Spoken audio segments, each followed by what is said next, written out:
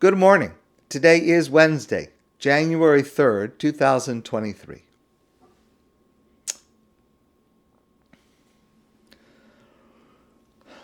My career, my professional life, is largely about trying to persuade people to be good, to do good, to choose good.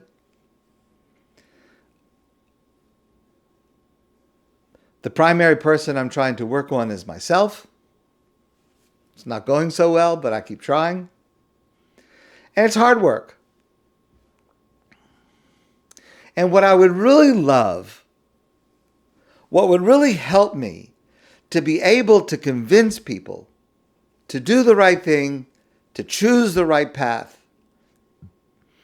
if I just had one or two good miracles, one or two good miracles that I could perform to convince people that they should listen to me when I tell them to be good. I mean, imagine what I could accomplish if I had that. And I want to make it clear, I'm not asking for anything for myself. I don't even want credit. No one has to know about it. But imagine the good it would do if I had a couple of miracles to be able to persuade people. Well, when God asks Moshe to lead the Jewish people out of Egypt, that is precisely what Moshe wants. Vayan Moshe vayomer, vehein lo yaminu li. Moshe says to God, you're telling me I should go back to the Jewish people. They've been slaves for over 200 years. And you're telling me I should tell them it's time and God is going to take them out. They're not going to believe me. They're not going to believe me. What am I going to do to make them believe me? So Moshe has exactly the same wish that I have. Some miracle, some way to demonstrate that the people should believe him. The only difference between me and Moshe, we have the same request. The only difference is, so far I have not heard anything yet from God on my request. But God does respond to Moshe, and God teaches Moshe two miracles to perform. Specifically, two miracles to perform. Now, throughout the story of the Exodus from Egypt, which we'll see over the next number of weeks, miracles play two different roles, two different goals for the miracles that we see. The second type of miracle, through the 10 plagues, is to persuade the Egyptians to free the Jewish people. But the first type, it's the Jews themselves who need to be persuaded to follow Moshe. And so, again, Hashem provides two miracles for Moshe to perform. Vayan Moshe v'yomar, vehein lo yaminu li. Moshe says to God, you want me to go start this mission, take on this job? They're not going to believe me. Vayomer elav, God says to him, Ma zeh biyadecha? What is that you're holding in your hand? Vayomer mateh, I'm holding my staff. Vayomer hashlichehu orza, God says, throw it down to the ground. Moshe threw it down to the ground. Vayihi l'nachash, it became a snake. Vayanas Moshe mipanav, Moshe recoiled from it. Something else Moshe and I share, we're both afraid of snakes. But that's not all. Vayomer Hashem el Moshe, shlach yadcha ve'achos biznavo. Take your hand and hold on to the tail of the snake. Moshe did this. Vayhi lamata bakapo. and it immediately turned back into a staff. Laman yaminu, and God says specifically, I'm teaching you to do this in order that they should believe you. When you say that God, the God of Abraham, Yitzchak, and Yaakov has come, and it's time to leave Egypt, they will believe you because of this miracle. But we're not finished. Vayomer Hashem lo od. Hashem spoke to Moshe further and said, take your hand and put it into your garment. Vayave yado b'cheko. Moshe put his hand into the garment. V'yotzia, and when it came out, v'hine yado mitzoraas kasheleg. His hand was white from tzoraas. So, in the Torah, the term tzoraas is sometimes mistranslated as leprosy. It is not leprosy. It is not a physical condition. It is a spiritual, it is a physical discoloration of a person's skin that comes as a result of a spiritual deficiency. It's not, you don't go to a dermatologist for this. You don't go to a virologist for this. But he gets this. Vayomer, God says, Hashev yadcha al chekecha, put your hand back in. V'hine shava kibsaro. And he took his hand out a second time, and it was healthy as it was before. Vayomer, and God, v'haya, and God says to him, and it shall be, im lo yaminu lach v'lo yishmu l'kol ha'os harishon, if the Jewish people will not listen to you as a result of the first miracle you perform, v'heminu l'kol ha'os ha'acharon, they will listen to the second miracle.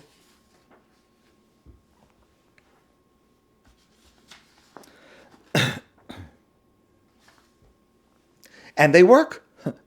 They do their job.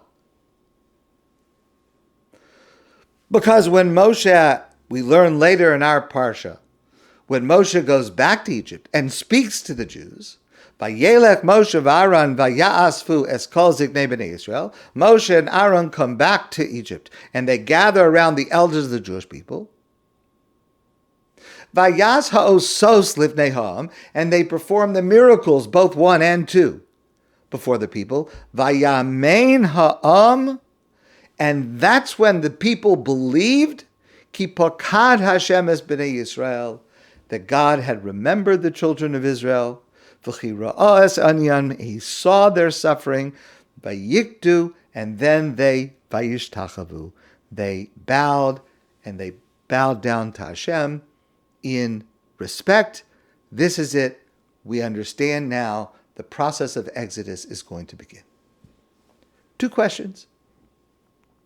Number 1, why these specific miracles? And number 2, why 2 miracles? Why not just 1? What was it in the second miracle that was more convincing than the first miracle?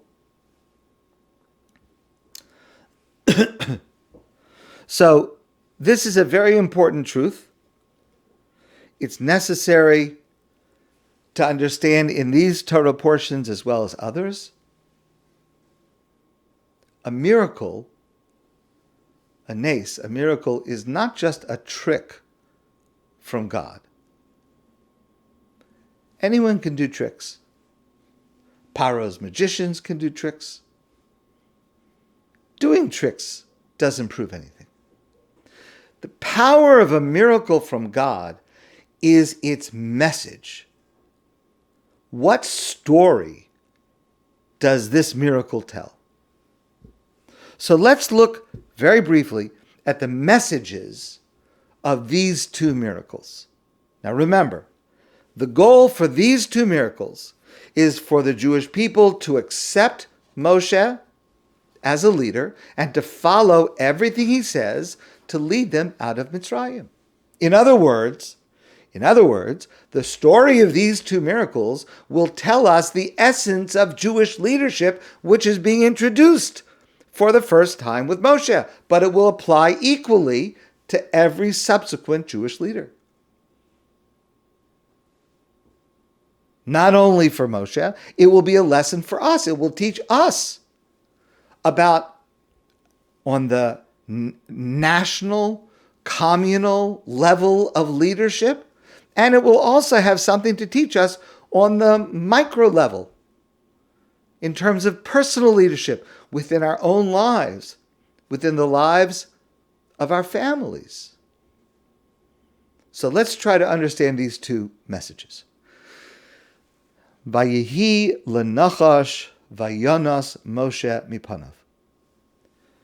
Moshe was holding a staff, a stick, like a walking stick, and he threw it to the ground, and it turned to a snake, and Moshe recoiled from it.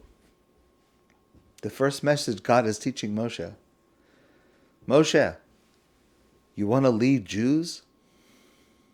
You need to know that some Jews appear like snakes. Excuse me for saying it. But sometimes some Jews do things that cause us to recoil. But here's the message.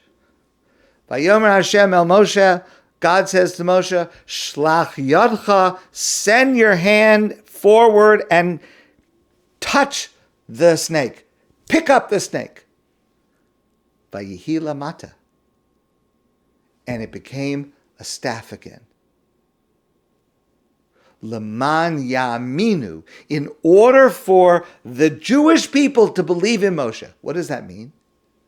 The message is any Jew, no matter how far, no matter how low, no matter how unappealing, just touch them. Just reach out and connect with them, and they can transform.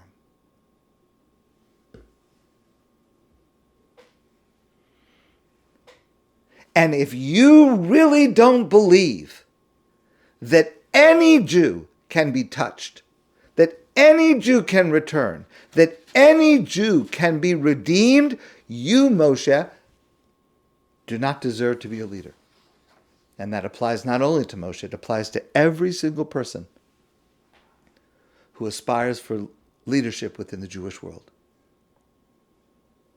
Leman Yaminu, the people had to see that Moshe understood that no matter what a Jew looked like on the outside, no matter what they acted like there is something inside of every single one of us that can be touched. It doesn't mean that we'll succeed, but that the potential is there, the connection is there, so to speak, the software is there. It just needs to be turned on. Now that's the first message. And it is a necessary message, but it's not sufficient in and of itself.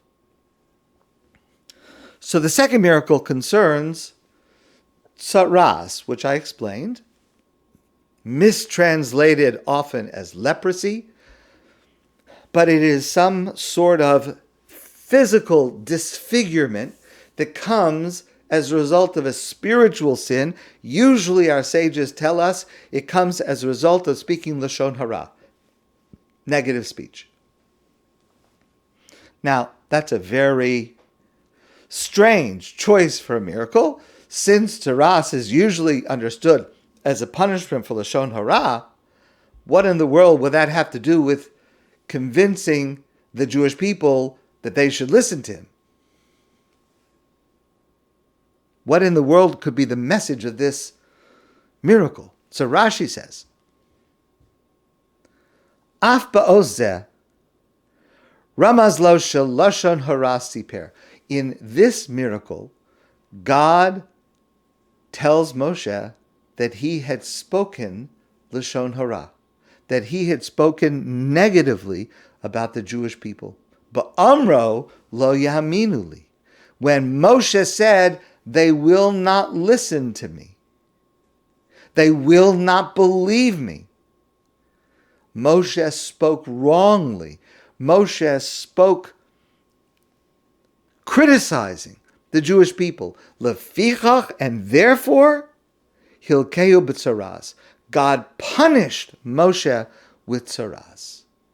Second message is even more powerful than the first.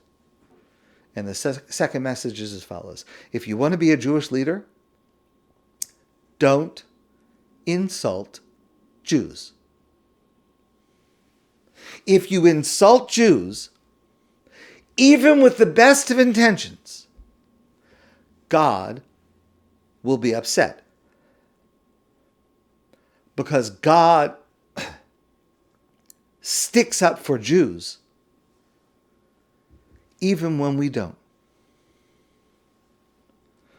And once the Jewish people saw that, once they saw that Moshe himself would be held accountable,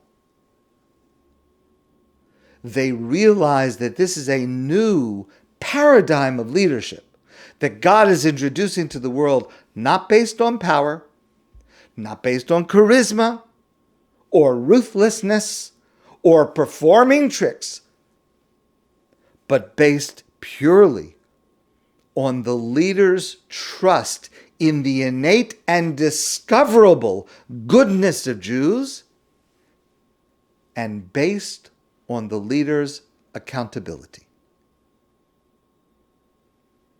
That's why Jews were convinced by Moshe, and that remains our contribution to the notion of moral leadership in the world.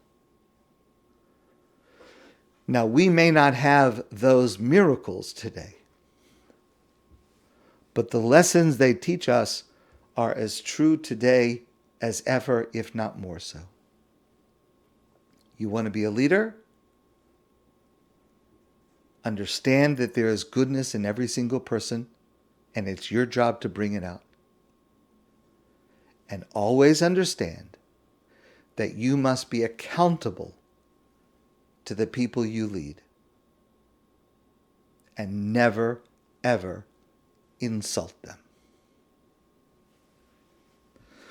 I've shared this quote with some of you before because it resonates very deeply for me, and I think it beautifully sums up these ideas. It's a quote from the great writer Maya Angelou. People will forget what you said. People will forget what you did. But people will never forget how you made them feel. My friends, I wish you a great day, and I look forward to seeing you soon in person.